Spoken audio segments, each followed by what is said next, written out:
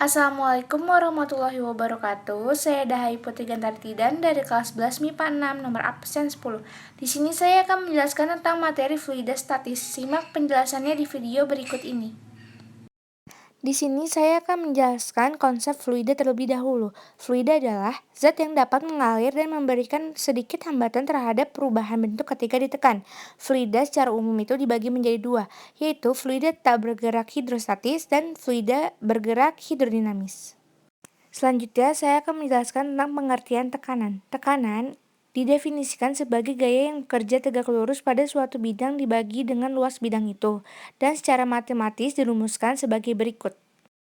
Rumus tekanan adalah P sama dengan F per A. P sama dengan tekanan, F sama dengan gaya, A sama dengan luas. Selanjutnya kita masuk ke materi tekanan hidrostatis. Pengertian dan rumus tekanan hidrostatis. Tekanan hidrostatis adalah tekanan yang diberikan oleh fluida pada keseimbangan pada titik tertentu di dalam fluida karena adanya gaya gravitasi. Adapun sifat-sifat dari tekanan hidrostatis adalah tekanan hidrostatik akan bergantung pada kedalaman. Tekanan zat cair ke segala arah sama besar, pada kedalaman yang sama tekanannya juga sama, dan lain-lain.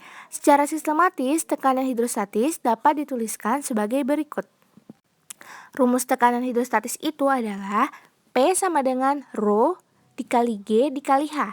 P sama dengan tekanan hidrostatis, Rho sama dengan massa jenis, G sama dengan percepatan gravitasi, H sama dengan tinggi. Berikut contoh soal dari tekanan hidrostatis. Seekor ikan sedang berenang di akuarium. Ikan tersebut sedang berada 50 cm dari permukaan akuarium. Maka berapa tekanan hidrostatis yang diterima oleh ikan apabila massa jenis air sama dengan 1000 kg per meter pangkat 3. Kemudian dengan percepatan gravitasi bumi 10 m per s pangkat 2. Diketahui tingginya yaitu H sama dengan 50 cm.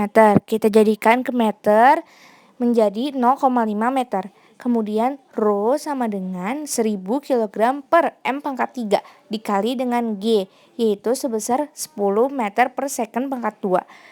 Nah, pH sama dengan Rho dikali G dikali H. pH sama dengan berarti Rho-nya sama dengan 1000 dikali G sama dengan 10 dikali H yang itu sebesar 0,5.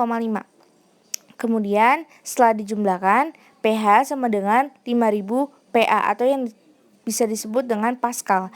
Jadi tekanan hidrostatis yang diterima oleh ikan ialah 5000 Pascal. Kita lanjut ke materi hukum hidrostatika. Pengertian singkat dari hukum pokok hidrostatika, yaitu semua titik yang terletak pada kedalaman yang sama, maka tekanan hidrostatikanya sama. Contoh penerapan hukum pokok hidrostatis itu, lubang kuras bak mandi diletakkan di paling bawah, semakin dalam menyelam telinga akan semakin sakit, bagian dasar bendungan dibuat lebih tebal dibanding bagian atas, dan lain-lain. Contoh soal hukum hidrostatika. Jika massa air 1000 kg per meter pangkat 3 dan percepatan gravitasi 10 N per kilogram, tekanan hidrostatis yang diterima ikan adalah, ingat ya, kedalaman diukur dari permukaan zat cair. Pertama-tama kita mencari tahu dulu kedalaman tingginya. H sama dengan 140 cm dikurang 60 cm sama dengan 80 cm. Kita jadikan ke meter yaitu 0,8 meter. Kemudian yang ditanya adalah tekanan hidrostatisnya atau pH-nya. Berarti kita jawab pH sama dengan masukkan rumus tekanan. Rho dikali G dikali H sama dengan 1000 dikali 10 dikali 0,8 sama dengan pH sama dengan 8000 N per M pangkat 2. Selanjutnya, materi hukum Pascal dan penerapannya. Pengertian dan rumus hukum Pascal. Hukum ini dirumuskan oleh ilmuwan asal Perancis yaitu Blaise Pascal. Hukum Pascal menyatakan bahwa tekanan yang diberikan pada suatu fluida di ruang tertutup akan diteruskan sama besar ke segala arah. Hukum Pascal menyatakan bahwa tekanan di piston sebelah kiri piston 1 sama dengan sebelah kanan piston 2. Secara matematis dirumuskan sebagai P1 sama dengan P2. Penerapan hukum Pascal dalam kegiatan sehari-hari itu ada dongkrak hidrolik, mesin hidrolik, dan rem hidrolik. Contoh soal dari hukum Pascal. Sebuah mobil yang beratnya 9.000 Newton diangkat dengan mesin hidrolik. Jika luas penampang piston kecil 5 cm pangkat 2 dan piston besarnya 0,02 meter pangkat 2, berapakah besar gaya yang harus diberikan pada piston kecil mesin tersebut?